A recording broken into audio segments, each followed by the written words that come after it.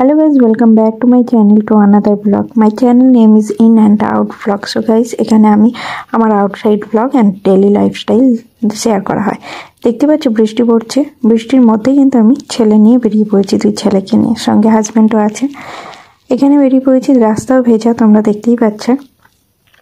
আর রাস্তায় কথা বলতে পারবো না, সেই অভিজ্ঞতা এখনো হয়নি, আশা করি পরে হবে।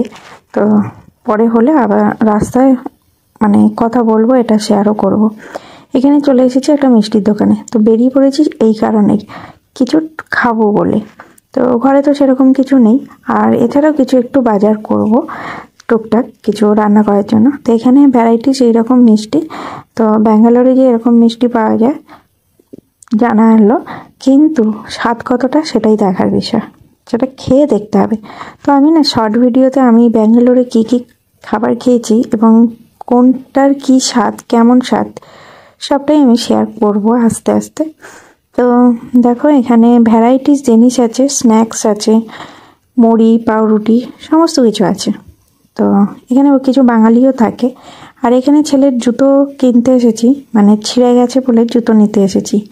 তোকে জুতোটা পরে, যেহেতু বৃষ্টি কাদায় লেগেছে পায়ে, জুতোটা একদম খারাপ অবস্থা, তো ওটা পরেই ও চলে এসছে। তো কিনবো করে আর কেনাও হয়নি, ব্যস্ততার মাঝে আর হয়েও ওঠেনি, কারণ আমাদের মধ্যে যা গেল শরীর খারাপ এটা ওটা নিয়ে, সে কারণে আর দেশে কেনা হয়নি। তা এমনই অবস্থা, এই দেখো জুতোটার অবস্থা, দেখতে পেয়েছ? তো না কিনলেই নয়, কিন্তু কিনে এখানে ব্যাগও বিক্রি হচ্ছে কিছু দেখলাম। এছাড়া বড়মাসাই এসছে বেল্টও কেনার জন্য, কিন্তু বিশ্বাস করবে না যা দাম বললো এখানে, তো নেওয়ার থেকে তো নেওয়া তো দূরের কথা। এই জুতোটার দাম প্রায় 600 না 700 টাকা পড়লো। আমি বললাম ছেড়ে দে, কোনো রকম 2-4 দিন চালিয়ে নিই, তারপরে দেশে গিয়ে কিনবো। যাই হোক, যেই কথা সেই কাজ, ছেলে মেনে নিল, ছেলে বায়নাও করলো না, আবদারও করলো না। এটাই ভাগ্যের বিষয়, এটাই আমাদের পরম সৌভাগ্য। তো এখানেও চলে এসেছি, ফুটপাতে প্রচুর দোকান বসেছে, ভ্যারাইটিস দোকান। এখানে প্রচুর বাঙালি আছে, যেখানে ভ্যারাইটিস জিনিস নিয়ে বসে, এবং বাইরে থেকে তো অনেক লোক আসে ট্রিটমেন্টের জন্য, সে কারণে অনেক বাঙালিও আছে এখানে। তো এখানে ফুটপাতে না কত জামা কাপড় নিয়ে বসেছে, এবং খুবই সস্তা।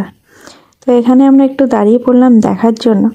তো আমি দেখছিলাম যে কুর্তিগুলো কীরকম দাম, দেখলাম, পছন্দ হলো না, বেরিয়ে পড়লাম। এখানে দেখো এই দোকানটায় প্রচুর স্ন্যাক্স আছে এবং ভ্যারাইটিস খাবার আছে, মানে ভেজ নন ভেজ সব।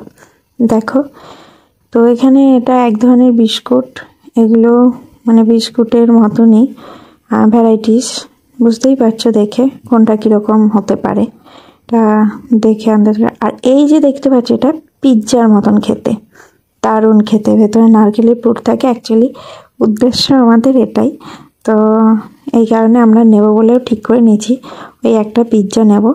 তো এটা পুরোটাই, কিন্তু এমনি পিৎজা বলতে ওটা না। আর ছেলে এই জিনিসটা খাবে বলছে, এটা কি যেন বলে, জানি না কি বললো, তো চকলেট ফ্লেভারেরই। তো ওটাই নেওয়া হচ্ছে ছেলেদের জন্য, দুই ছেলের ওটাই পছন্দ, আর আমাদের জন্য একটা পিৎজা নিয়ে নিয়েছি। ছোট ছেলের খুব ঘুম পেয়েছে, ওই জন্য ছোট ছেলেকে বাবার সাথে পাঠিয়ে দিলাম বাড়িতে। আমি পেঁয়াজ, ওই মাছের ডিম নিয়েছি, মাছের ডিম করবো বলে, আজকে বেশি কিছু রান্না করব না, তো ডিম নিয়েছি, তার জন্য একটু পেঁয়াজ, বেসন আর হলুদও শেষ হয়ে গেছিলো, ওই জন্য হলুদও নিলাম। তো চলে এসছি, আমি একাই নিয়ে এলাম, ছেলেরা চলে গেছে বাড়িতে, আমিও চলে এসেছি বাড়িতে। যেহেতু রাস্তায় কোনো লোক ছিল না, তাই কিন্তু আমি রাস্তাতে কথা বলতে পেরেছি, কারণ এই পাড়াটা খুবই নিরিবিলি, লোকজন অত থাকে না, তাই কথা বলতে পেরেছি, একদম ফাঁকা ছিল।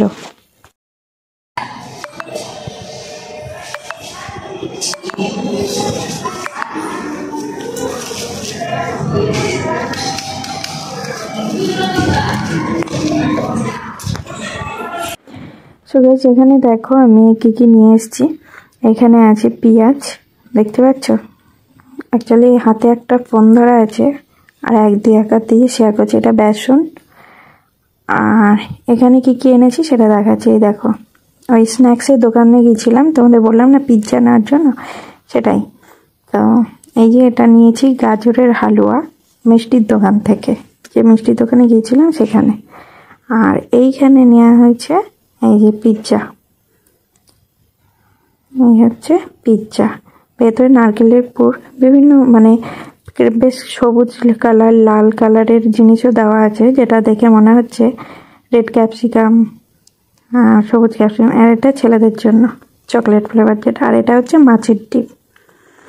তো মাছের ডিম আজকে রাতের আইটেম, মানে ডিনারের জন্য। এখানে ভাত বসিয়ে দিয়েছি, ডাল সিদ্ধ, আর ভাত তো করা হয়ে গেছে, মানে ডাল ফুটছে, ভাত করা আছে। আর করব, এখানে লঙ্কা কুচিয়ে নিয়েছি, পেঁয়াজ কুচিয়ে নিয়েছি, আর এখানে এই যে মাছের ডিম, দেখতে কি বাজে লাগছে না ডিমটা হঠাৎ করে তাকালে।